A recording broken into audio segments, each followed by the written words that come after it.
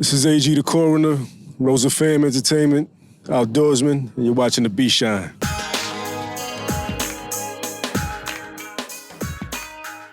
My parents playing records in the house.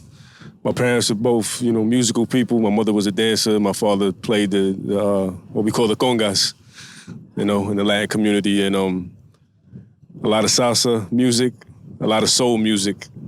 It was a little bit of everything, honestly. And those are my earliest memories, I guess it's, television, videos, man, First it was VHS cassettes, like tapes and stuff, like seeing these old footage of old salsa bands, Fania All-Stars, Hector Lavoe, stuff like that.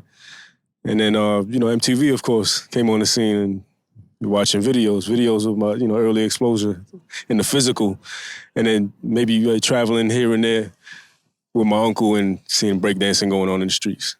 Meeting DJ Polo.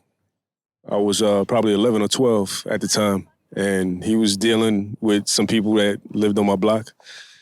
And I was a big Cool G-Rap fan.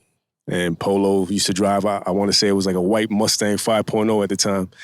And he had some records in the back, and he opened the trunk. I want to say he had some turntables back there, too. And he had the wax of Road to the Riches, G-Rap's first album. And I don't know if he gave me one. I don't remember that clearly, but just meeting him was big for me because I was such a G-Rap fan. It probably all started with my, reconnecting with J Love, DJ J Love. Y'all might know him from the mixtape scene. He also produces. He's also Ghostface Killer's DJ. And, we're all schoolmates. We went to high school together. We really didn't hang out too tough back then or really even know each other like that, but there was always a mutual respect. See you in the hallway, see you outside, head nod, or the peace sign. And, later on down the line, after he positioned himself and I started to take my craft seriously, we kind of reconnected through a, mutual, I guess, friend at the time we don't deal with any longer. But once I got with him, he gave me the opportunity to get in the studio and really go in.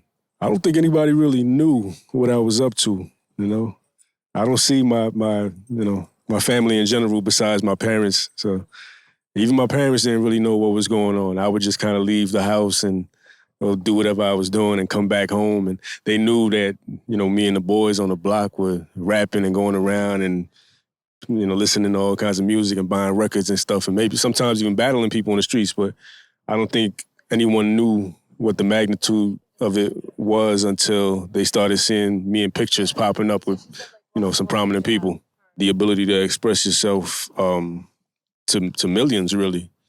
The luxury of having the internet in this day and age where you can just record something, throw it right online, and millions of people have access to it.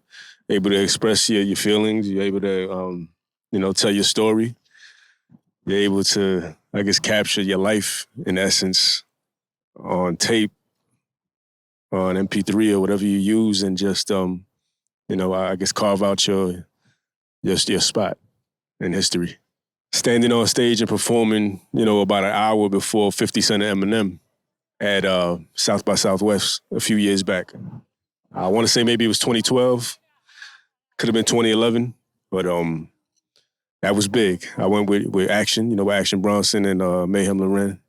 And we went down there. We did a lot of shows, but that was big for me to stand on that stage and know that an hour later, Eminem and 50 Cent were gonna, do their thing and perform Get Rich or Die Trying in its entirety. So to be there for that was crazy. And I think my second, best memory or something that really stands out to me was getting a phone call from one of my favorite rappers, Granddaddy IU, and being called over to the studio that same night to record something together. And now we actually pretty cool, man. I could say he's one of the homies and we got a dope record together. Just meet a lot of different people from all walks of life. And, meet people meet fans, like game fans. I'm very proud to have fans out there. Like, I have fans from all over the world. I get a lot of fan mail from Australia, from Japan, from Germany. All these people want me to come out to their countries to perform, and I'm flattered.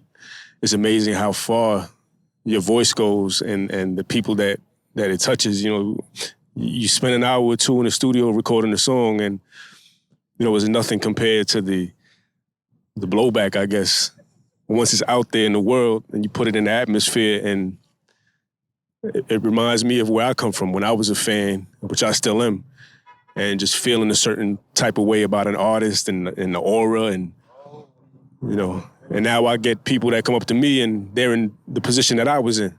It's crazy, and that's something I'm very proud of. I just want people to, look back and say, yo, that guy was one of a kind. He wasn't trying to bite off anybody. He wasn't trying to sound like nobody. He wasn't trying too hard. He was just speaking his mind.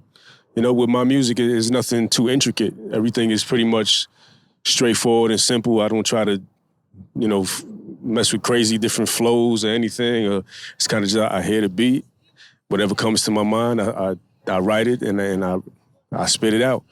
And I just want people to remember me for being original and for being, I don't have to be the nicest, but one of the nicest that they ever heard, Yeah, man, I just want to say, if you have a dream, there's nothing else to do but follow it, man, and you just never know. You just really never know. You have to roll the dice. Everything is a roll of dice in life. So you got to roll them, and this is your only chance, man. We only get this one life, so do what you want to do. Stand tall, stand proud, show your strength, flex your muscle, and go after what you really want, man.